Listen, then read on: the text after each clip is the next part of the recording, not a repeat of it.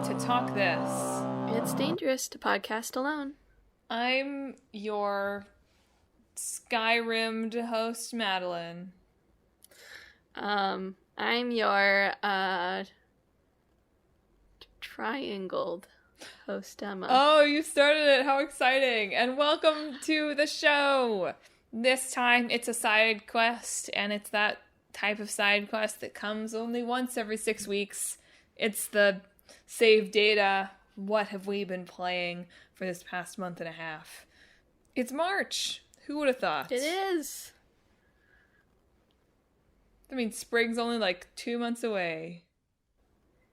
Yeah. I was surprised by how many games I had played during this time period. Well, then maybe you'd better go first, because if you were surprised by the number of games... Here, I'll go first. Hey, I played King of Fighters. You should go back and listen to our episode last week. The less that's said about me playing King of Fighters, the better. I am so bad at fighting games, and playing the first one, it does not want to explain to you how to play the game either. So, King of Fighters. It's for people who are good at fighting games. There we go. I went first. Your turn. Alright, I'll do my two, regular and irregular updates. Okay. My irregular near reincarnation update. Here it is. It's the Japanese first anniversary. Party. So if anyone out there is like, man, maybe I should try near reincarnation, I would recommend doing it in the next 2 days. Because you'll get 280 free polls. So This is not SpawnCon. it's not sponsored, just if anyone out there is like, maybe I should try this really niche near brand gacha game, now's the time. I also got, there are these really powerful units in the game that essentially you just have to grind materials for by doing these special quests. They're called dark memory units. So I think I started working on trying to get Lars, who's the young soldier. I think I started working on trying to get his unit late August or sometime in September. Oof. And I got it in February a few weeks ago. How much money would that have cost you? If I bought it? Yeah. A lot of money. Yeah. They sell they didn't sell this until recently. They've been adding more packs with different types of materials that you can buy. I have not been buying them. I just have been noticing as things have been added to the premium shop. And basically you can get one of the really rare material alongside a bunch of other stuff for $25. Well, that sucks. But it's not too hard to get this rare material. It just requires you check into the game once a day. Do the associated missions. If you do your arena matches, you'll get enough coins pretty fast to buy one from the arena coin shop, which is free, right? It's just an in-game currency. And you can get tickets to pull for this rare material, and sometimes just doing the missions will drop this rare material. So there's various different ways to get it. Alongside event quests, sometimes we'll offer it too, if you do those enough. But anyway, he's very handsome. Got his nice ceremonial officer's uniform. I got his whole dark memory story. And now he is powerful, and he's in my party. So, there you go. That's my near reincarnation update. Was it worth it? There's a new chapter of the story coming sometime this month, so look forward to that next time. I'll probably talk about that. And then there's my regular Cold Steel 4 update. Yay! Okay, I'm gonna space... No, I'm just kidding. Emma's Cold Steel updates are great. Go on. Progress continues to be slow as I continue to play this game very slowly. But Ash is officially back in the party. Yay! Yay! We've gone to the new location, and it's you bring the 4 kids, and then you can bring one of 3 other characters who are part of the older cast, right? The cast from 1 and 2. And of course, I brought Fee, and I like Fee, right? She's cool. But she's not in the main party. She's just sitting in the reserve because I'm not replacing any of the kids. Duh. And I just forget that she's there until she says something. It's like a jump scare every time. I'm like, oh, right, Fee, you're here. I thought this was just me and the kids going on our fishing trip. Who knew? Cold Steel 4, a ghost story. Anyway, it's fun. We're in, like, we've gone to, like, Ash's hometown, and he is wanted for shooting the Emperor last game, right? So, like, there's, like, a moment where he's supposed to come in a disguise, but because I had already put, like, a funny costume on him, it didn't really work. Oh. So they're like, what? That wig and those glasses. It's like, yes, his rainbow-colored hair that I put on him. I've taken off his costume so that he can wear his little disguise for this portion. Destroying narrative beats. Classic Emma. But it's funny, because earlier in this chapter, there was a whole conversation about, like, his new outfit, but I had already changed him into, like, alternate clothing, so they were just talking about, like, his hood that he didn't have. It's very good. Still no Reen, so I'm still enjoying Cold Steel 4 very much. The kids are very good, and I like them. There you go. How long do you think until Reen appears? We have to, so there's 5 kids in the new Class 7, and we have 4 of them, so I'm thinking we're going to get Musei back before we get Reen back. But I'm not sure, it doesn't really feel like we're going to get Musei back this chapter, but maybe we are, maybe it'll shift somehow that we are. Her circumstances are more, like, complex in that she's, like, leading an army right now, so... Sure, been there. Yeah, sometimes it just happens. That's been Reen Watch. Yeah. So, shall I dive into the big Skyrim recap? Sure, give us the Skyrim recap. It's time, folks. I have finished the main quest of Skyrim, and with that, I think I am going to put down the game for the foreseeable future. The end of an era. It's taken me a long time. Overall, my overall impressions are I enjoyed Skyrim, obviously, much more than I ever thought I would when I tried to play it for the podcast, like, 2 apartments ago, and just got murdered for running away from the main quest, and hated it. And for longer than I thought I would play it when I started as Sweetheart McBabe, may she rest in peace, and my game wouldn't save, and I had to start over. Sweetheart McBabe will never be forgotten. Sweetheart McBabe II finally did it. And over the course of these past 6 weeks, so I wrapped up all of the guild quests. I'm not exactly sure what I had done at the last podcast, but I know I did all of the Dark Brotherhood this past 6 weeks, which I had to look up how to trigger it, because I finally did the first, like, Dark Brotherhood quest that you get, like, a kid tells you to murder the evil orphanage person, and then I got a letter from, presumably, the Dark Brotherhood saying, we'll be watching you, and then nothing happened, and I just kept playing, and nothing happened, and I finally looked up, how do you get the Dark Brotherhood? And of course, my character has been a werewolf forever. Right? I did the companions from the beginning. And as a werewolf, you don't get any bonuses from sleeping. Like, there's a bonus you get from sleeping in beds. You don't get that as a werewolf. Werewolves don't sleep. So why would I ever sleep?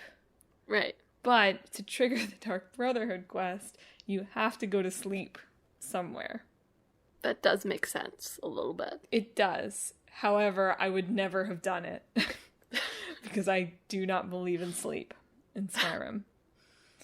My character slept all of once, and it was to trigger this quest. That is the only time. But I had perhaps foolishly in hindsight, but I had put off finishing the main quest line until the very end of the game. Because even though I knew that the game continues after that, I thought to myself, I'm not usually the kind of person that likes to sit around and do side quests and go back to New Game Plus type stuff after games. So I want to leave the main quest to the end, and that'll be the end for me. And I have to say, and I've talked about this with Click with Boyfriend a fair bit in these past couple of weeks since I finished it, the main quest of Skyrim sucks. Makes sense. It's pretty boring, and there are some highlights overall as you go, but the ending in particular, I really wanted something that felt, if not climactic exactly, just a little bit more impactful than what it was. I'll avoid, I guess, specific spoilers for the ending, although if you've played any of the main quest, you can imagine it probably involves evil time dragon Alduin, right? Time dragons? Well, okay, Alduin is like from the past, right? And now he's back, right? Time traveling dragons does sound cooler than anything I've heard about Skyrim before. You're right. There's not really any. I mean, you do sort of time travel to fight Alduin in the past at one point in the game. Remember, listeners, you might remember me doing that and Alduin never landing the first time and having to go back. Anyway, you end up. This shouldn't feel like that much of a spoiler, right? There's a final fight with Alduin. That's sort of the end. But to me, the build up to that final fight was not impactful enough. Again, I'm avoiding using words like climactic because I get that you can play this ending at any point of the game. And I will give Bethesda credit that one line that I think they walked really well in crafting the main quest of Skyrim is it avoids that open world trap that we talked about on that episode of the quest feels important. And it feels time sensitive enough that, like, yeah, you should deal with this in your lifetime. But it doesn't feel as urgent as some of these open or semi-open world main quests sometimes do, where you're then just, like, doofing around doing, like, errands for farmers. Mm-hmm. Right? So it did do a great job striking the balance. I mean, maybe almost too good a job striking the balance of this is there for me to finish, but I don't feel like it's like a weird axe hanging over the game where I'm every once in a while thinking, but it doesn't make sense. Right? There are dragons. I should be taking care of dragons. That's bad. But it's not like the main evil dragon is here wreaking havoc like right now, necessarily. So props for that. However, not enough props for creating something that's felt at all special at the end. And I've thought about this sort of, not a lot, but a little bit. This whole episode is just going to be being like, I would fix the game this way. So get ready for that, folks. But one, playing Kingdom Hearts as a child ruined me because I need a boss rush at the end of a game. Yeah. So the, like, dragon fight that more or less felt like every dragon fight before it. And to be fair, I was super over-leveled, but still, some players are going to get there super over-leveled, so the game mostly does a pretty good job scaling anyway. So having more of a build-up to it would have helped. That doesn't even necessarily, for me, need to be like, the dragon has 5 phases, and one of them is a space rocket ship version, right? That would be cool, though. You know what? I would have taken it. But I would have liked the final area to feel more expansive, or, like, something I've been thinking about a lot is, it would have been neat for it to have more acknowledgement of all the things I had done in the world. There was a little bit, you run into a few characters in this final area where it's like, oh, that's neat. Like, you got here just like you wanted. That's cool. And I would have liked a little bit more of that kind of like, oh, I did the whole Thieves Guild quest, so this guy's here. Or, oh, I did all the Daedric Lord quests, so that impacts something. And I think doing more of that, or feeling like there was more of a build-up to this final fight, or a little bit of both, would have helped make it feel less like a little bit of a letdown. And I realized that maybe I just played the game wrong, and Bethesda expected me to know that the main quest was not that important and to not get my hopes up. But I don't think it's that unreasonable for me to think that at some point this game is going to say to me, hey, it's okay to put this down now. You've reached a point where it's okay to put this down. And I sort of felt like the main quest didn't even quite hit that bar of saying like, hey, you've reached a point that's kind of significant here. It's okay if you stop your playing now. And obviously the game doesn't want me to do that. The game wants me to play Skyrim for 10 billion hours and do it forever. Yep. But my big complaint is there are some quests that stand out because there's like a weird little bit of variety to them, or they're a little bit different, or they play with the mechanics in a slightly different way.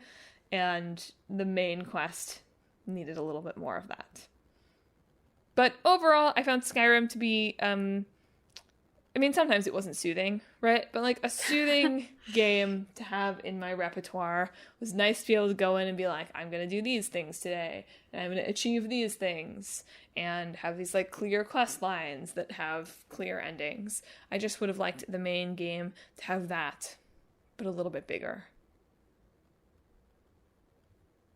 And all my best to Skyrim Grandma. She had a stroke, did you hear? Oh no. So she's okay, but she's forgotten how to play Skyrim. Oh no. So everyone is like, but that's okay, you get to go back and have that first experience all over again. It's very wholesome. That is very wholesome. So all my best to Skyrim Grandma. Yeah. You're an inspiration. I hope you aren't disappointed when you get to the end of the main quest.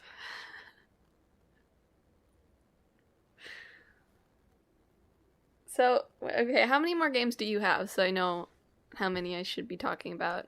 1, 2, 3, 4 games. 4 more games? Yeah. Okay, I just have 5.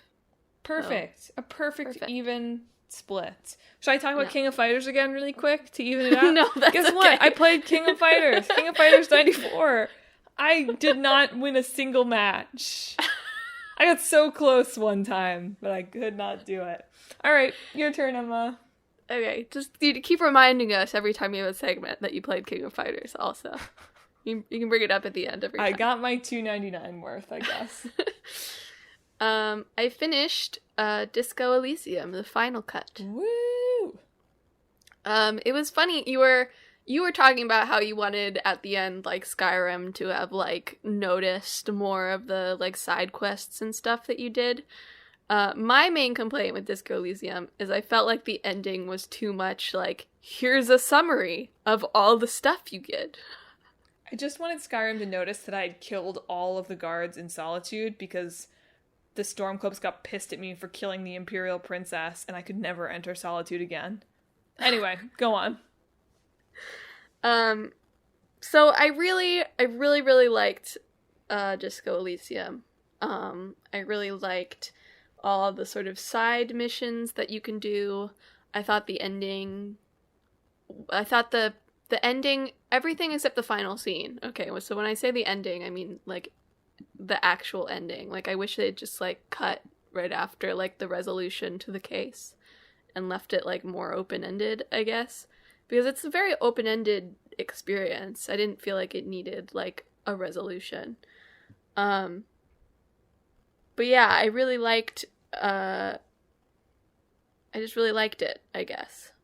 It's very fun and very funny, I think, a lot of the time.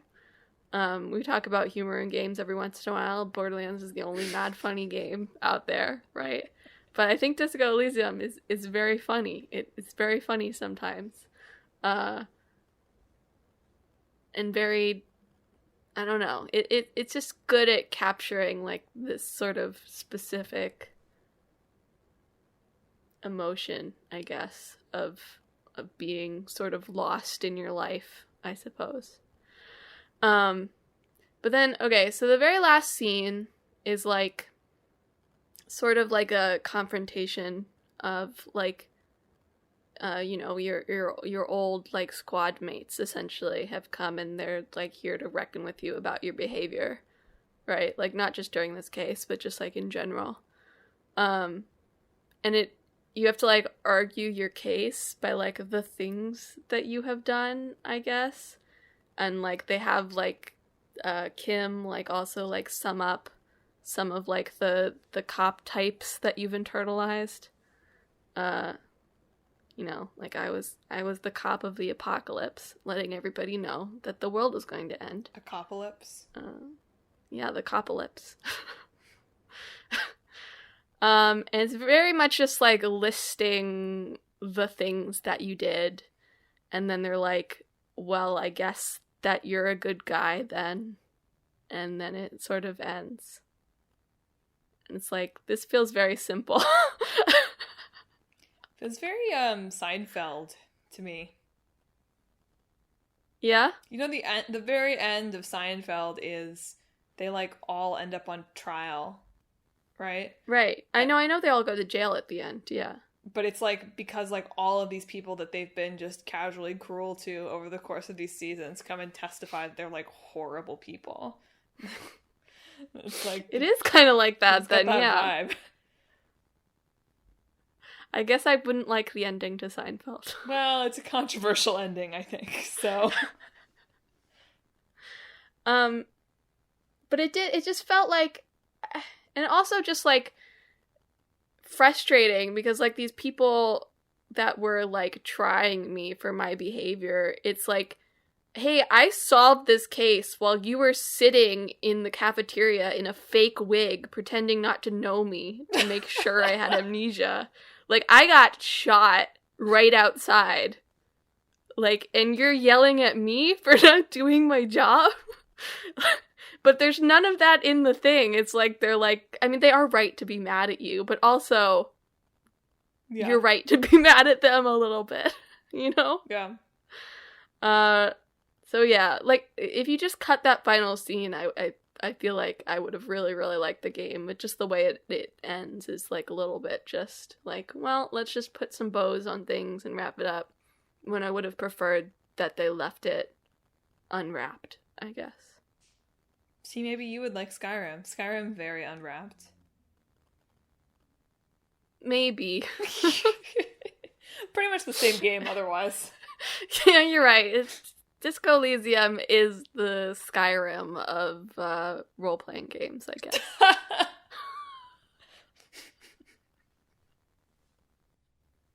But still, I do recommend it in general. I think it's a very unique game and a cool experience.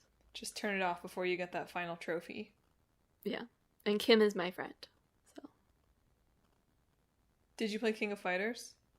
I did not play King of Fighters. I did. But you know what else Kim of Fighters. Kim of Fighters. You know what else I played, though?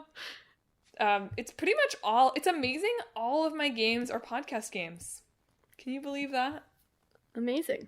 Many of them from long ago, or not from this past 6 weeks, but every single one of my games, I just realized right now, is a game from the podcast. So yay, podcast. Mm-hmm.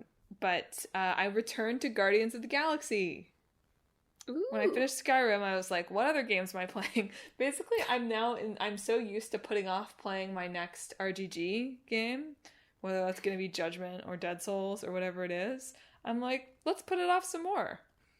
Because I'm just so used to it now. I'm scared to jump back in for fear of what it will do to me. My ability to stop playing. We'll talk about that. There's not that many games left, so... I have 4 left. Yeah. Yeah. That's a lot. That's less than 7, though. That's true. But now everyone's telling me I should be getting back to normal now, so I can't just sit inside my house. So tell us about Guardians of the Galaxy. So remember how I totally roasted Guardians of the Galaxy a little bit on the show? I was like, I don't know how it runs on the PS4. Like, it's pretty laggy. Yeah. Do you remember that? Yeah. After that experience, and thinking back to my experience with Skyrim, wherein Blackreach loaded for 30 minutes without loading, I cleared some space off of the PlayStation, deleted a few Yakuza games, decided I wasn't going to go back to Yakuza 3 anytime soon. And believe it or not, if you have a little more storage space free, games run a little better. Who would have thought? Good to know. It's good to know. So when I went back to playing it, I played it a couple times since then. Ran. I didn't have any trouble with lag the way I was last time, and it was really bad when I was playing. Like, Click my boyfriend, when I said I was going back to Guardians of the Galaxy, he was like, I don't know, I'm not excited about watching this. Like, it was so frustrating to watch. Like, that's how bad it was. And then after I played it, he was like, no, this is fun. I like watching this. So that's the Clickbait Boyfriend review. Good. So yeah, so I played a little bit longer. We got captured by space cops. But fortunately, the space cop was my ex-girlfriend, and I met my maybe daughter. And we got to chill. Cool. And now we're off doing we did the quest that was in the interminable Square Enix presentation, where you're gonna sell Groot or you're gonna sell Rocket. And now we're proceeding from there, trying to make some cash. And it's always secret dad games, isn't it?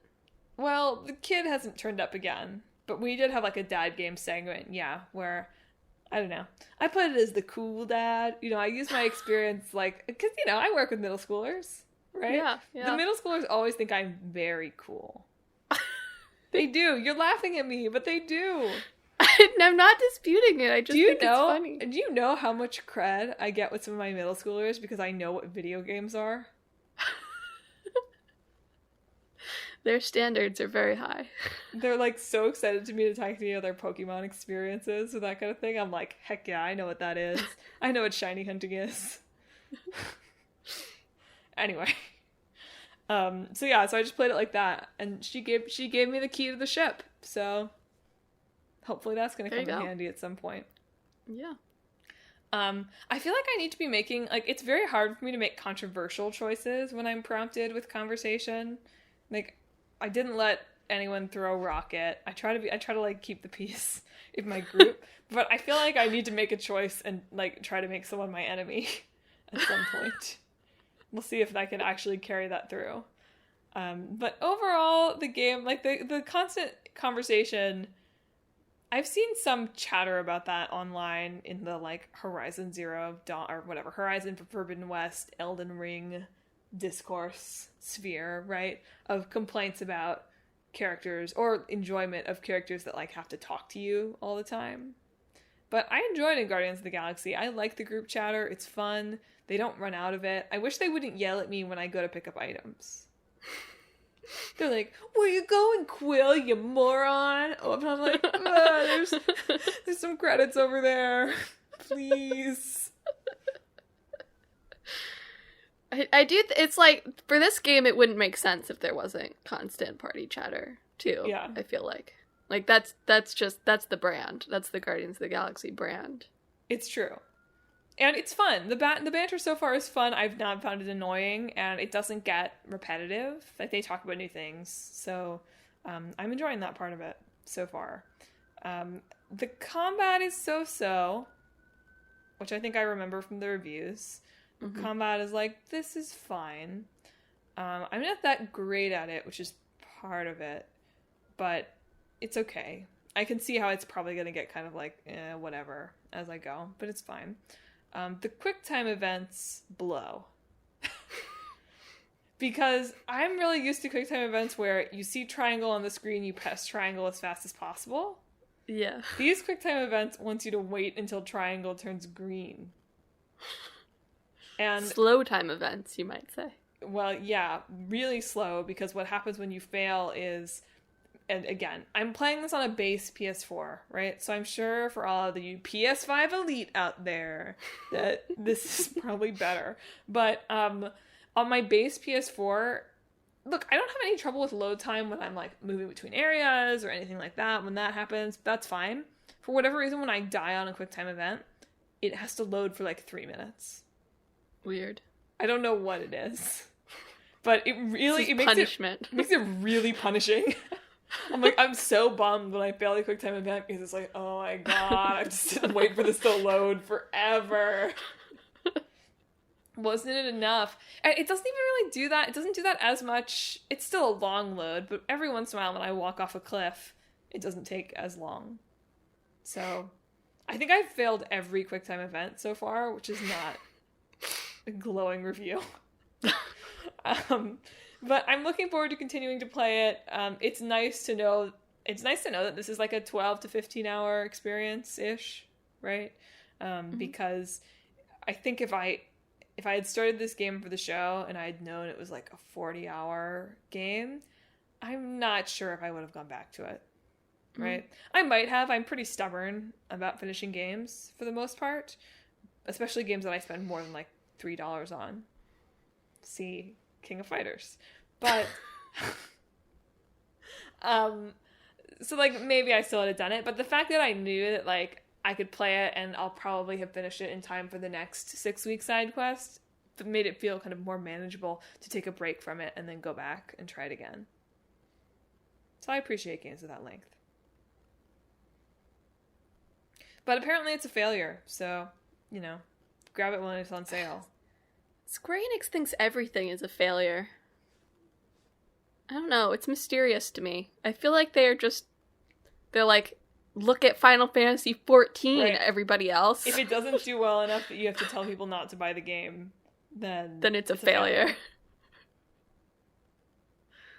Like, it feels like at a certain point, it's like, this is on you, Square Enix. Maybe your estimates are wrong. Well, it's just like, they have some genuine failures on their hands in the past couple of years, and I just can't imagine Guardians of the Galaxy really being one of them. The Babylon's Fall just came out. Yep. So... if you're one of the 3 people playing it on Steam right now, hope you're having a good time. Hope you're having a blast. I don't know anything about Babylon's Fall. I'm just it's saying bad, things. Is what I know about it. Alright. Quick one. I also finished Unsighted. I think I'd been pretty much done with it when we talked about it last time, but I just hadn't quite finished it. And I enjoyed it. I definitely abused the pause character timers thing. I remember this, yes. If you want the authentic experience, you should probably be playing through it once with timers on, and then doing the New Game Plus mode, and maybe turning the timers off just to make sure that you get the good ending, so that you get, like, the whole experience. But I'm just really bad at platforming. And then sometimes I don't turn it back on after I get through the really difficult platforming section. So I got the good ending. It was really satisfying. Not to return to an old, like, thing I used to rag on, but there's, like, the segment at the end where you're, like, carrying your girlfriend's, like, unconscious body, like, up through the tower while it's about to explode or whatever. And there's, like, a countdown timer going that you have to, like, put her down and pick her back up when to, like, fight off monsters that are chasing you. It reminded me of the awful ending of Iconoclasts, where, like, you carry the guy through the exploding spaceship and then leave him on a button so that you can open the door so that you can get out.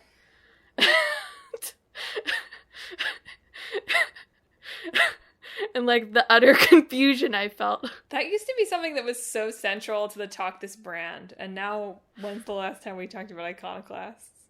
Man, so I do sometimes feel bad about writing on Iconoclasts, because it's like, it's one guy, right? It was one guy who made it, so of course there are going to be, like, shortcuts and things that couldn't be realized, but maybe that's why you don't make things by yourself. You know? You were a teen. You didn't know better. But yeah, it just, like, brought that back, and I was like, wow, this is so much better than that time that I was like, this cannot possibly be what I'm supposed to do, right? Is, like, happily dump this guy's body on a button so they can get out. Like, is this really what I'm supposed to do? And yeah, it was. Where in this one, you can safely carry your girlfriend out and go on an adventure to help other automatons together. So good. Very good. But yeah, I recommend it. It's a fun game. It's got a cool concept, and fun characters, and cool stuff going on. I also played King of Fighters. Yeah, good. But my next game, so I'll save my analysis of King of Fighters for later, don't worry. My next game, it's our every 6 weeks Cozy Grove check-in. I am hopeful that by the next 6 weeks I will have finished the base story content of Cozy Grove. I'm getting pretty close. I've now unlocked all of the bears, all 17 of them, and about 3/4 of them-ish, I think, have ascended, have let go of their earthly cares and gone gold, and one of them has gotten to the end of the story and decided that he was fine as he is and didn't need to ascend. Which is fine, but then that means that his area isn't always lit up, so lame. I'm committed enough to the game at this point that I'm going to finish it. I was just talking about, right, like, I'm stubborn about games, right? So I'm committed enough, I've played long enough, and it's low-key enough of a game that I'm going to finish it. But I'm I'm on the fence about whether I will go in on they're releasing their first premium DLC, probably around the time of the next 6 week side quest, sometime this spring. The new Neighbors, which I think is funny. And that's going to add 4 new bear spirits. So, like, on one hand, it's like, I don't know. Like, how much more of this game do I want? On the other hand, it's only $7, and they've talked about those spirits as being, like, their stories are a little longer, but there's less lag time. Like, the way it works, right, is you have to wait a certain number of days between story missions, usually, with these bears. So they're saying they've got longer, kind of more involved stories, but there's less wait time between the stories. So I was like, okay, maybe. We'll see how I'm doing emotionally at that time. Yeah. I'm gonna be, like, flying some places for work, so I guess I need some Switch games. Otherwise I'll have to, like, talk to my colleagues. Jeez. So, I'm gonna need some games on the Nintendo Switch, friends. I'm just kidding. I hope if anyone listens to this, we can talk too. That's fine. About Nintendo Switch games. Only about the Nintendo Switch. So we'll see. We'll see if I go in on the new DLC. I do think that, like, I think if you had asked me when I first heard about the DLC, like, about a month ago, I would have been pretty, like, enthusiastic about it. I've had some very grindy quests in the past month or so in ways that just felt punishing and not to any purpose, right? Like, the seagull bear needed 200 hardwood from me, which trees only generate wood every 3 days, and you might get 1 hardwood from the tree. And sometimes you can, like, get it in the rock throwing, and sometimes you can get it from the little piles of leaves, right? But fortunately, I'm not that into the, like, crafting and decorating, because if I was, like, I started with about half of that, and it still took me weeks. And granted, I didn't play, like, every day or anything, but it still took me what felt like forever to get those materials.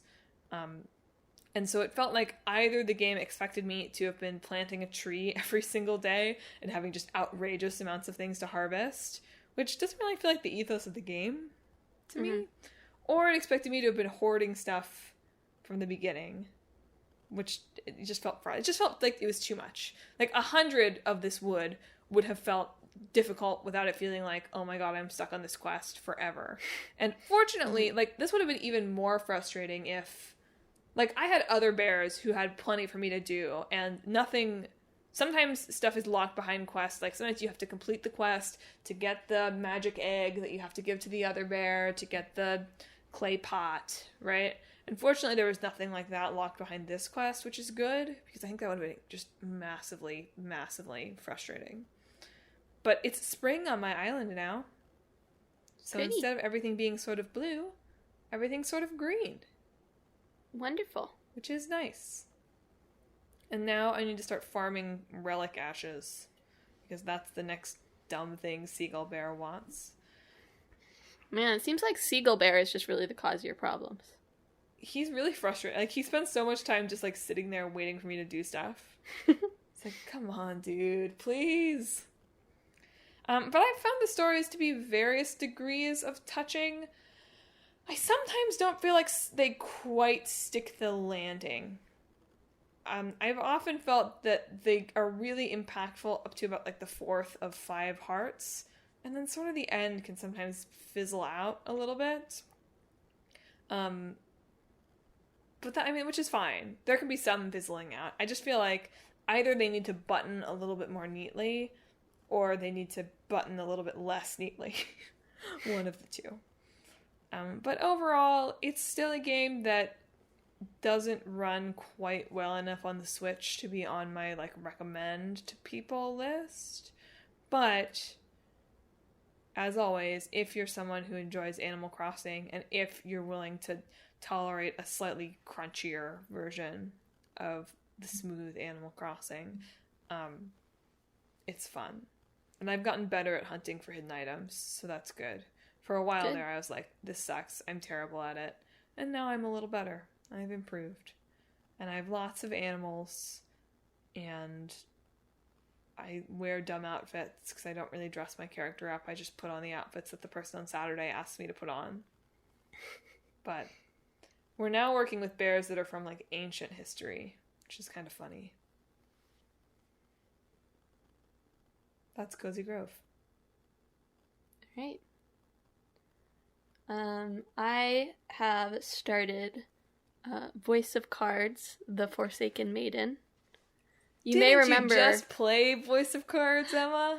You may remember from like 4 or 5 months ago now, I was playing Voice of Cards, The Isle Dragon Roars. No, these are less time than that. You were playing Voice of Cards and I was there at Thanksgiving. You gave me a panic attack. Well, not a panic attack. You made me panic that Thanksgiving was... Weren't you? Okay, but I had started it earlier than that. Okay. So 4 months. I'm sorry. It just made me... I was like, has it been 5 months since Thanksgiving? Ah! It hasn't. Yeah, you may remember me playing that from a while ago. And then Square Enix was just like, surprise! Next week, new Voice of Cards in like February, and it's like, oh, okay, you know, like, so Voice of Cards is like Yoko Taro and team side project basically. These Square guys just do not know how to stop working, huh? Yeah, I guess not. So these are like pretty short little games that make use of like a card aesthetic to tell like a normal sort of RPG type story. And I really liked the first one because I played it for about like half an hour a day with my coffee in the mornings. And it was just like really cozy despite like the Yoko Taro patented sad vibes.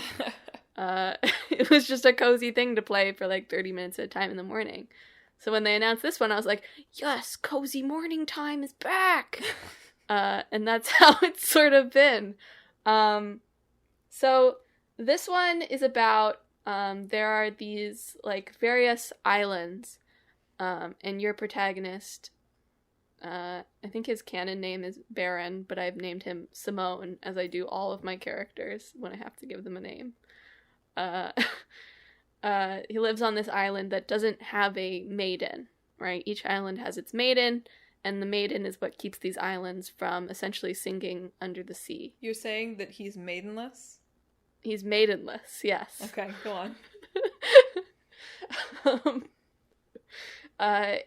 So he's found like this girl like on the beach who doesn't seem to have fully her memories and is also mute.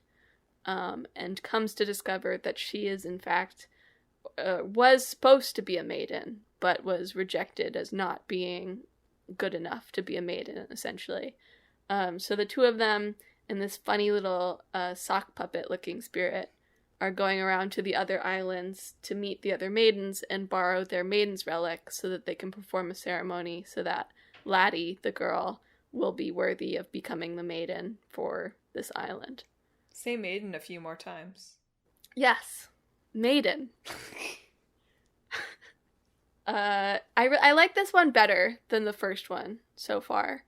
I I feel like they must have been working on these somewhat in tandem, but it also feels like a framework where, like, you have the art, the writing, and the music, and you plug that in, and you're able to make a new one. And I say that like that's simple stuff that doesn't take very long, but it, you know, of course it still does. But in terms of, like, setup, they've made a couple of improvements in terms of you can have 4 party members now. There are pair skills that you can use with, like, 2 different party members use the skill together.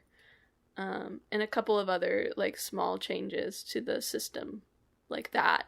But mostly it's the art and the story that are different. And the narrator. Sure. Got a bit of a dweeb for the narrator this time, which is funny. But I'm liking this one better. I think that the way that it's structured is better. I always felt like in the first one, like, you have, like, there's, like, 3 main characters, and then you have 2 more party members who are kind of just, like, hangers-on that just, like, are there, you know, to be, like, quirky or whatever. Sure. But don't really end up contributing much to, like, the final resolution of the plot. Whereas in this one, it's the protagonist, Laddie, and your sock puppet friend. And then when you go to each island, you have guest party members that are the maiden and her attendant that work with you for, like, that chapter, right? So they have set skills, they don't gain experience, you can't change their equipment, they're just there to be, like, guest party members that work with you. There's 3 main party members, and then there's guest party members in each world? Yes, it's Kingdom Hearts, you're right. Yeah. It literally is Kingdom Hearts, though, because, like, what you're doing with these maiden relics is you're healing Laddie's heart scars by going into her heart world. With the Princesses of Heart? Maybe she might be a princess. Yeah, with the maidens. You take the maidens with you, which I guess could be considered Princesses of Heart. I can't believe they let Nomura ghostwrite this. Nier and Kingdom Hearts have always had a lot of thematic overlap, to be fair. I know. So, does Yoko Taro have a family? He has a wife, yeah. Oh, I don't know if he has children, but Never he has a mind. wife. I was gonna be like, these, like, sad, these, like, lonely, existential, middle-aged, but he has a wife, so never mind. His wife did, like, chibi right. art for, like, Dragon Guard 3. I knew that. Yeah. Never mind. So he's not lonely. He's fine. Probably. He's probably fine. But yeah, it's I've been really enjoying it. I've liked, like, each sort of island is divided into its own, like, it's like they're, like, little fairy tales, you know? Like how you'd, like, open a book of, like, Grimm's fairy tales and you're like, and like there's, like, weird stuff happening and, like, eerie sort of things. And you're not like, oh, I'm really emotionally invested in this, but it's sort of like a good, like, vibe that happens. So it's like there's, like, 4 separate little fairy tales that's, like, got an overarching fairy tale over it. That's, like, Laddie's story, right? Yeah. And I sort of enjoy that setup. It's interesting. And I wouldn't be opposed if they just wanted to keep making these. I like my cozy coffee time, okay? So, and these are just so perfect for cozy coffee time. Play them in, like, 30-minute chunks. It's really good. Cozy coffee cards time. Yeah. So I look forward to the next one in 4 months. Well, look. I really am amazed that they made it that fast, though. They must have been working on it somewhat in tandem. Just in terms of, even if it's just the writing, music, and art. Yeah. Like, yeah. Well, you know, I already talked about King of Fighters, and so this next game is, like, so similar that it's almost not, but whatever. So I played all of Unpacking. Nice, yeah, very similar. So it was a podcast game. I played almost all of it, I think, when we recorded the podcast. I guess that was, like, 5 weeks ago, right? So I played almost all of it then, but I finished it. It's a really cute game. It's worth picking up and playing. I wasn't sure, as I think many people, I'm sure, felt about the game, if it would feel engaging enough, just because it's so simple. But I found it to be engaging, especially for the length of what it was telling. And I think I mean this as a compliment to the game, but here it is, Madelyn whining about what she would have done differently in the game again. Here we go. Mm-hmm. Youngish woman yells at game developer.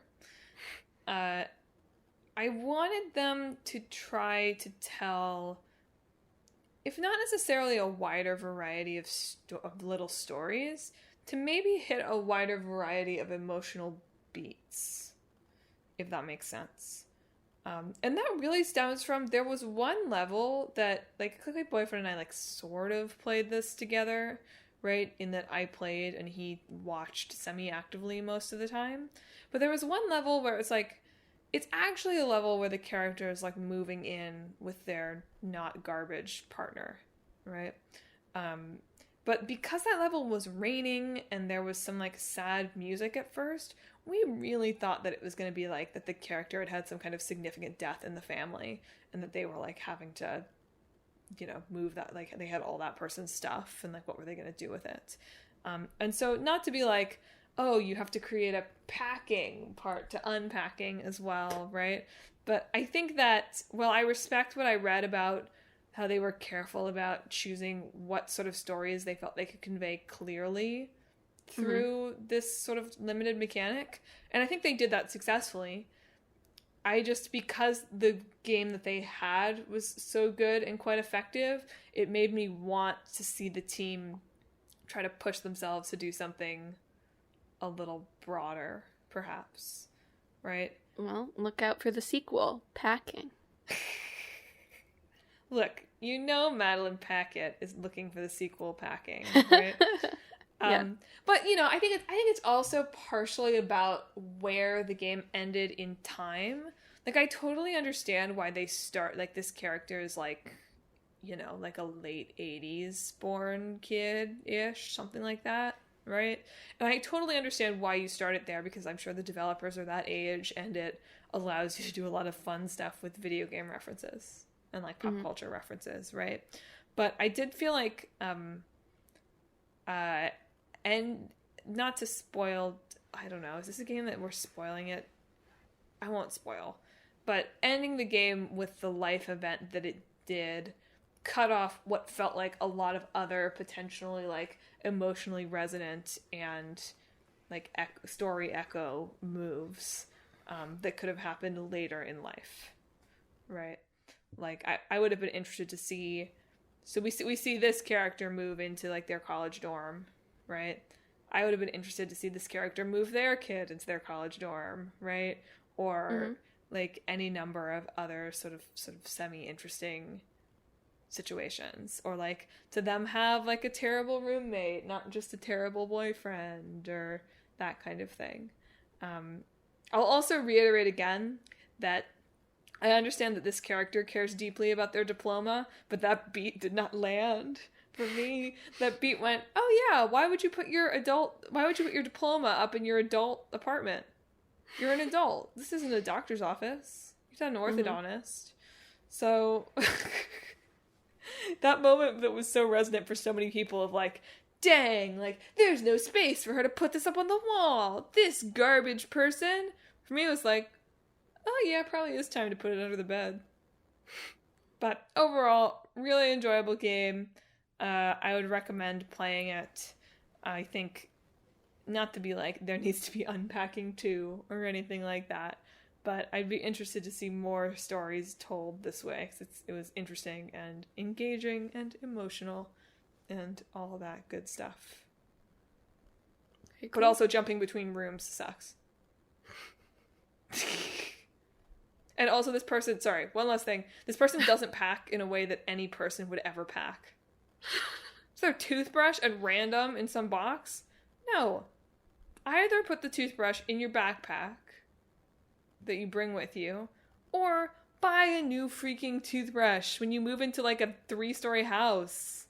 Maybe it is. Maybe they just put it in the box after buying it. Alone? They didn't buy a multi-pack? Yeah. Maybe you only need one. I don't buy multi-pack toothbrushes. How do you buy a single toothbrush? They come in singles. But it's always better to buy them in Okay, this is turning into just a lifestyle argument. Anyway, this character frequently packed things. Whatever. I did a big move. I did the biggest move of my life, probably, this past summer. And I sometimes packed, like, clothes on top of other boxes or knickknacks. Not my freaking toiletries.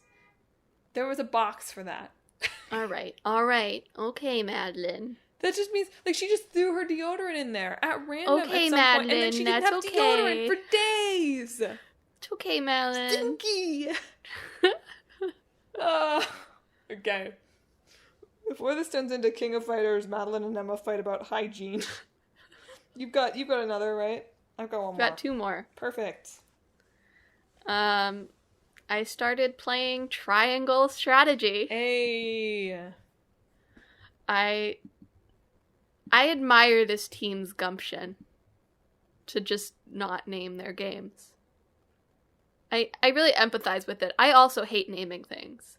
So, if I could just be like, primary mechanic of game, the game, I would also do that. So it's officially out as of Friday, but they released the first 3 chapters as a demo that will carry your save data over. So I started with that, and I've almost completed those 3 chapters now. So I'm enjoying it. I feel like I should say first, because I'm going to say things that sound bad a little bit, but overall I am enjoying it. So there's just a lot of setup, I would say. Like, you have the first fight, and then there's a lot of cutscenes where it really feels like the voice, something weird's happening with the voice direction, in that it sort of feels either like they told them they cannot, like, emote past a certain level to sound, like, noble-like. Huh. You know, like, their voices are very measured in what they're saying. Or, in some cases, and I'm sure this is not how they recorded, but in some cases it feels like they're literally, like, as the text is appearing, they're reading it. You know, like those weird, like, pauses you sometimes get when you hit, like, the end of the text and you have to sort of wait for it to... Because they'll feel like, oh, and then, oh, and we are to be married tomorrow, or something like that. It's like, it's just very odd. Especially I feel like the main protagonist is hit the hardest by this, unfortunately. Every line Sarah Noah says is an adventure. Like, how is he going to say this line wrong this time? It's a little jarring at first, but then I guess, like, you Stockholm Syndrome into it, like, being kind of charming in its own way, you know? And I think I've played enough of it where it has tricked me into thinking that it's charming instead of just sort of weirdly stilted. Sure. I do at least appreciate that it's fully voice acted, because sometimes I like to, like, let the cutscenes play on auto, and, like, check something on my phone, you know, while I'm listening, or whatever. So I do appreciate that they've put the effort in to put the voice acting in. And combat is also fun. I enjoy combat. I've had, like, 4 battles now, I think. There's no permadeath in this. But of course, if someone does die in the battle, they miss out on a lot of experience, right? So if I've had that happen so far, I've usually reset it, because these battles haven't been too long so far. And there's a pretty generous, like, quick save system, at least on, like, the first time you reset the battle. You can usually jump into the middle of it. Yeah, it's basically like, it's not like Fire Emblem in that there's, like, a turn order at the bottom, and it's not just, like, all your turn and then all the enemy's turn. It's mixed together based on, like, I guess how speedy you are, sort of, and, like, what attack you did last. Like the new Pokemon game. Yes? That's how it works in Arceus. Go on. Oh, yes. And, like the battle system. I was like, no, you don't, like, chuck Pokeballs at your enemies. But I understand what you need texture now. And there's other stuff like environmental hazards. So, like, if you're using fire or ice magic, that can affect, like, based on the environment. Like, ice will slow down enemies, fire can melt ice. If there's water, you could theoretically use lightning magic, which I don't have, to shock, like, all enemies in that range if it's wet, right? So there's some interesting stuff happening with environmental work as well. But the major thing is so that's the strategy. The triangle part is there are these, like, Sarah Noah has, like, 3 different, like, convictions, right? I think that they're liberty, equality, and utility. Fraternity would be the traditional one, but yeah. Eternity? Fraternity. No, it's like utility, Okay. I think. And these are, you cannot see these. It will just let you know when his convictions have strengthened, but not how. And there's no way to, like, check where your stuff was. So sometimes what changes your conviction is obvious, right? You'll get a dialogue prompt that has 3 options, and, like, one is each of them. Sometimes it's not clear which one's which, but you can assume that each one is one of them. But sometimes I will just be in, like, an exploration phase where I'm gathering, like, information, and I will just get, like, your convictions have strengthened. I'm like, what did I do? what did I do? Or sometimes in battle, like, when it finishes, it'll give me, like, a pop-up. Or, like, what? Which one? What happened? So the point of these convictions is during, like, important story events, you have a vote with your party about, like, what you should do next. So the one that we've had so far is, like, should we go to the nation to the north or the nation to the south, essentially, to visit? And based on your convictions, you can sway your party members' opinions to vote for one thing or the other. You personally do not get a vote. It's just your party members voting on what they want to do. So in this case, they were pretty evenly split. There was 3 to go to the north, 3 to go to the south, and 1 person who was undecided, because it's, like, the first vote. I assume they want it to be understandable for you. And based on whatever convictions it is, it can be easier to argue one way or the other. So I probably could have gotten either, but it would have been harder to argue my case for the nation to the north. Mm-hmm. They let you know how likely it is you are going to change someone's mind when you talk to them. Interesting. So they'll tell you, like, this one will listen to reason. I'd be better off talking to a stone wall. It might be difficult to change this one's mind, or with a little persuading, this person might change their mind. Like, basically, like, different, like, understandings of how easy it will be. And each of your allies seems to have, like, their own, like, strength of opinion, too. So, like, on one side, I might have a couple of characters where it's like, they'll listen to reason, and then one that's like, no. Yeah. They want to go here. They're not going to listen to you. So you talk to them, and by picking the correct dialogue option, which if you've gathered information through previous chapters, you might be able to use information you've learned to sway them in the opposite direction as well, to sort of try to get what you want. So my Sarah Noah was, like, as I said, like, predisposed to going to the nation to the south, which is the one I wanted to do anyway. But that was really easy to change everyone's minds. Whereas going to the nation to the north, it would have taken more effort on my part, which speaks to I must have one conviction that is stronger than the other. So it's, like, it's interesting in that, like, your various choices will guide you towards one thing, because it will fit with the character that you've built, right? But it doesn't mean it's necessarily impossible to choose the other way. Cool. If you are able to get lucky enough, basically. But it is totally possible, because I watched a couple people play it because I was curious about, like, this voting section, whether it's possible to, like, F it up. And, like, yeah, it is. Like, if you make a weak enough argument to the undecided person for one way, they'll vote the other way. Just like a big F you, I guess. It's like, I didn't care until you made that awful argument, and now I'm gonna vote the other one. So I really like how your party can just be like, nah, we're going the other one. If it's like, no, you're not doing that. It's really fun, I think. Well, I hope it continues to be good. This feels like the kind of game that could all fall apart in the last third. But I at least appreciate, like, I find that mechanic really interesting. No, it's really cool. Even if it's complicated and possibly could fall apart. I'll be interested to hear your review. Well, my final game is King of... No, just kidding. It's Binding of Isaac. Remember how I said on the podcast, this is the kind of game that I just, like, I was never going to be able to finish it. I was never going to be able to get that good at it. And, like, I enjoyed playing it more than I thought I would, but I'd probably play a little more and then not play that much. Are you a god gamer now? Uh-oh. I've played so much Binding of Isaac. This happens to Clickbait Boyfriend and I sometimes, that we just get obsessed with it. You know this. We just get obsessed with things and then can't do anything else, basically. Happens a lot in these long, dark pandemic winters, huh?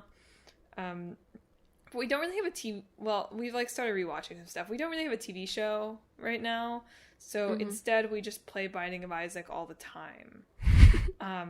I have beaten the game. I've beaten the game with multiple characters. I've beaten the game several times. Wow. Gotten all the way to the end. And something that, you know, I'll give credit to Clickbait Boyfriend for kind of learning this, and it really tracks with my experience of playing the game, is that the developer intentionally didn't balance the seeds, if that makes sense. So Binding of Isaac, if you didn't listen to that podcast, is a roguelike where you play as a kid who's, you know, escaping his god motivated to kill him mom through, like, juvenile poop dungeon, basically. But you get power-ups and stuff as you go along the way, and you're, like, you know, stick shooter-ing characters or enemies. And so the developer intentionally didn't balance the way the seeds end up. So you'll sometimes get one, like it's their intention that sometimes you'll get runs that just feel like basically unwinnable because your power-ups are so bad or the layout is so hard or whatever. And sometimes you'll get runs where it's just like everything goes your way and the power-ups are awesome and you just feel unstoppable by the end.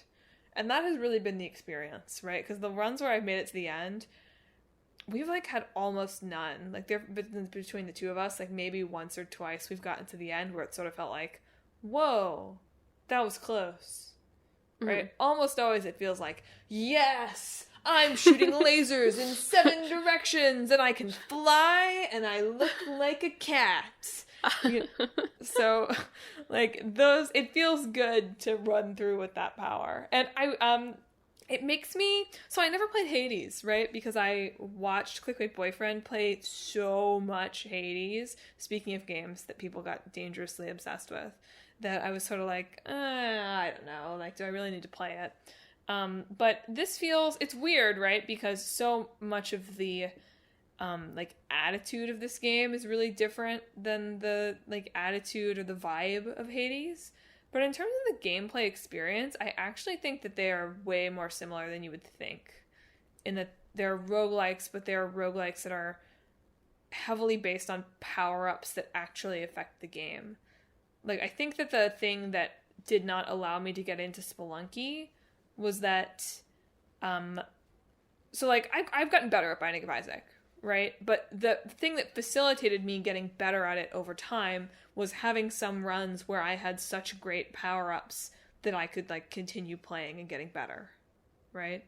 And in Spelunky, which is the other sort of notable roguelike that I've played for the podcast in the past, like, 2 years or so, there are power-ups and items, but you can still, like, die in one hit. You just have to take one bad fall in Spelunky and it's over. And the nice thing, I think, about Binding of Isaac is that that's not really, like, it doesn't happen that way. You can end up in a terrible room and die, but if you're having a run that's going well, it needs to go really badly for it to start going badly.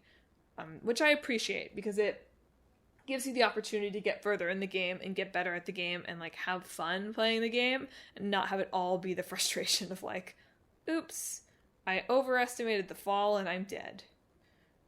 So that's nice. But I did watch, we watched, because this has been, like, we don't have anything to watch on television right now, right? So if you had TV Rex listeners, hit me up. But we watched I was excited to watch a speed run of Binding of Isaac. So it's like roguelike's like built for that, right? But they play on like and understandably, they play on a speedrun specific mod, which starts them off with an awesome power to begin with. One of like, you know, the not run killing, like good powers to start off with. And look, I get that, right? You don't want to watch someone reroll and reroll and reroll and reroll.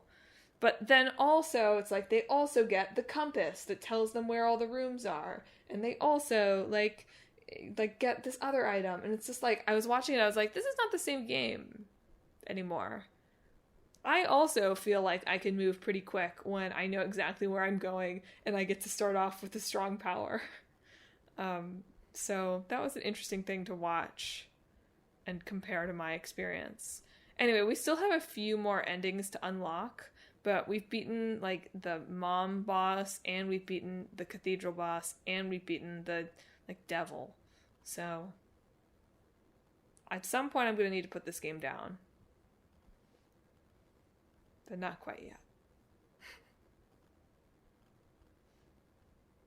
Close it out, Emma. What's the last game? King of Fighters. All right. So one of the things I've been wanting to do this year is play like more obscure JRPGs, like less mainstream JRPGs. I had fun, and it's not fair to call Scarlet Nexus obscure, but it's like slightly to the side of even like Tales and stuff like that. And I had fun with that, you know, like I got a blog post out of it. There were things I really liked about Scarlet Nexus, you know, and I had fun with the wackadoodle story, you know. Did I think the wackadoodle story was good necessarily? Maybe not, but I had so much fun with it.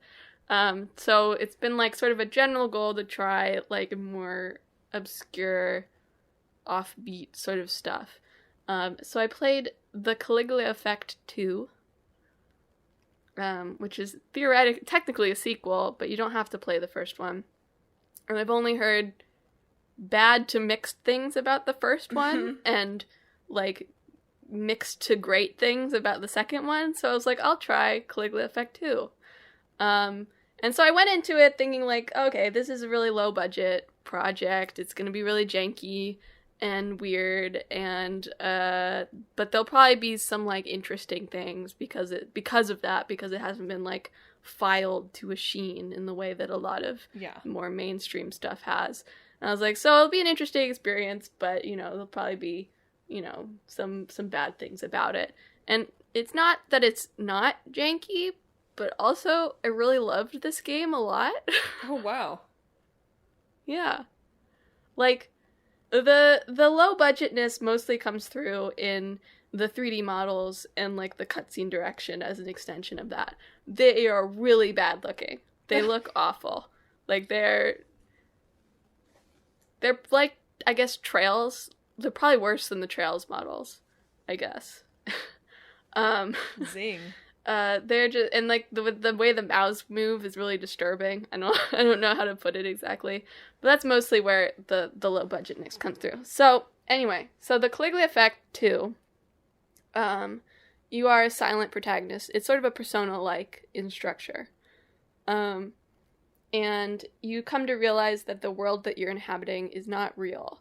It's this world called Redo, where people who have regrets from their life are put into this sort of virtual world with the chance to do their life over with something changed so that they are able to like fulfill whatever they're regretting, right? Some aspect of their youth that they weren't able to experience and now can through this world. It's been created, there are these things called Virtua dolls, which are essentially Vocaloids, but with like sophisticated AI. Yeah. You know Miku, right? They're like Miku, but really powerful AI Miku. Could still come one day. AI, but okay. So the Virtua doll named Regret has made this world for people to go in. And it's very funny. It's an X, but it's pronounced Ki, a most ancient letter. Oh, okay. The Virtua doll Ki comes in. And sort of possesses your body and lets you know that this is like a fake world that you should bust out of to go to the real world. And she's mostly here for selfish reasons, because this is like a repeat of what happened in the first game, which her mom was responsible for. And now it's happening again, and despite her mom, like, reforming and saying she's sorry, everybody's blaming, like, her mom, Virtua Doll, for this phenomenon. So she's in here to, like, clear her name, and destroy this world, basically. So you, like, gain a bunch of party members, each who have, you know, like, their own regret in life, and you fight the musicians, who are essentially, like, Regret's army, who each also are here because they have, like, their own regret. And it's just... Okay, so this addendum that the side quests suck. Don't do them. It just feels like they just, like, passed it off to someone and was like, write side quests with no other instructions about, like, the concept of the game, because they're so far detached from everything else happening. But the main story, it just, like, very kind, I guess. Like, I really love Persona. Yeah. Right. And I find Persona to be emotional and exciting and colorful, but sometimes they don't feel like very kind games, in that there will always be that random point where the developer's like, I'm homophobic. I'm transphobic. Did you forget? You know? I shouldn't be laughing, but yeah. Yeah. And, like, other things beyond that, too, where despite, like, the themes of it, there are times when it just doesn't feel like it's... Yeah. Like, it'll undercut itself for, like, walking in, like, women's bath jokes or whatever. Right. You're still dating the teacher. Yeah. Yeah. Something that's really striking about... Like, I think... One of the things I had seen about the first game is, like, the traumas of the cast were often, like, comically sort of edgy and extreme in what they were, and that sort of created, like, this edge to it that was, like, unappealing. But something that's really striking about this is just, like, how simple and universal that a lot of people's regrets are.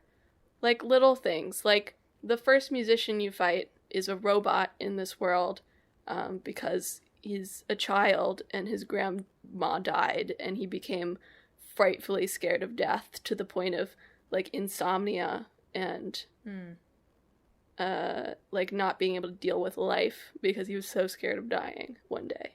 And, like, of course everybody's scared of dying, but, like, all of these characters have, like, things that everybody's worried about, but it's just become something so consuming to them that is paralyze them in the real world from continuing with their lives.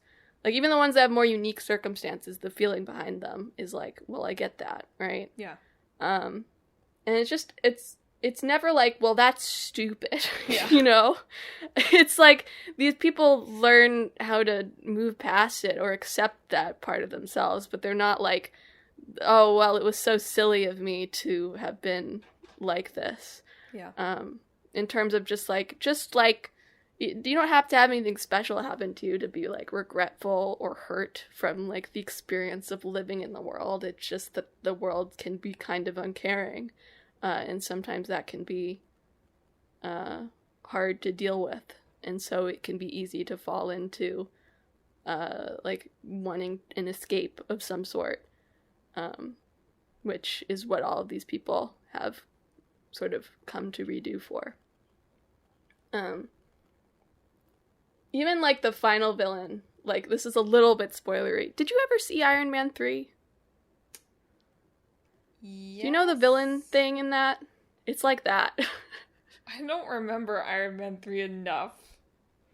I Well, definitely I won't go saw into 1 and specifics. 2. I'm not 100% sure I saw 3, and I don't remember 3 very well if I did.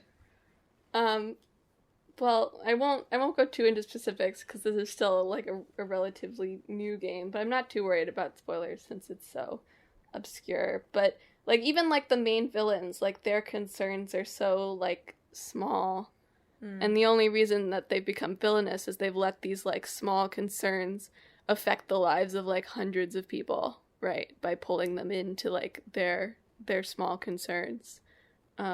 themselves, which I thought was a really interesting way to resolve it. Yeah, it's good. I don't know. It's good. I really appreciate it. I'm probably going to write a blog on it. Something that's interesting to me is it's about half the length of a Persona game, and I felt like I learned about as much about the characters in that period of time as I do in a Persona game. And so I'm curious about, like, efficiency in writing, right? Like, with such smaller paths, how did I was able to, like, learn and care about these characters in such a small amount of time, you know? Probably spent less time eating burgers. Yeah. And there's also just the thing of everybody shows up in each other's, like, character episodes. It's rarer to get a character episode that's just, like, the protagonist and the other character than it is for there to be, like, groups happening. Cool. And I thought that created, like, a really nice team dynamic. So I really liked it. It's just, it's definitely low budget. It is definitely janky, but it just feels very sincere in the things it is trying to say. Well, that brings us to the end of this supersized edition of Talk This. It's dangerous to podcast alone. I don't usually say it at the end. No, you say that to me every time, but you do say it at the end almost every time. Every time you're like, I don't usually do this, but you do. That's the thing. I feel like I don't, though. I don't remember doing it.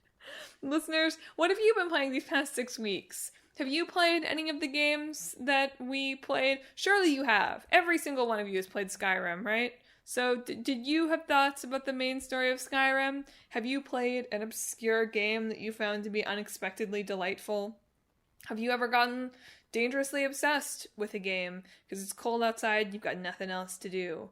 If you have thoughts on any of those things or anything else about the show, you should hit us up on social media. We are on Facebook, Twitter, Instagram, and YouTube at Talk This Podcast. You can also visit our website, www.talkthispodcast.com, where you can learn all about the show, check out the games that are in the hat for the main editions of the podcast, and check out what Emma mentioned, the blog, featuring long-running series Clickbait Boyfriend and Split Screen, plus Emma has been writing monthly standalone blogs. Good for her. We're proud of Emma. Next week, I remember the new game is Inscription, and the old game is... Ghost Trick, Phantom Detective. It's a dope name. I don't know why I forgot that. And look forward to another side quest that will be my choice in 2 weeks. And 6 weeks from now, Emma and I talking about the no doubt shadow drop of Kingdom Hearts Memories of Future Days. I'm so excited for the Kingdom Hearts event. If the he Kingdom doesn't Hearts withdrawal is skydive onto the top of the 109 building. Pointless. Stay tuned for if Emma's killed Chaos. Yeah. Well, Emma, do you have anything left to give? Do you have anything left to say to our listeners? This week, I hope that you enjoy playing King of Fighters.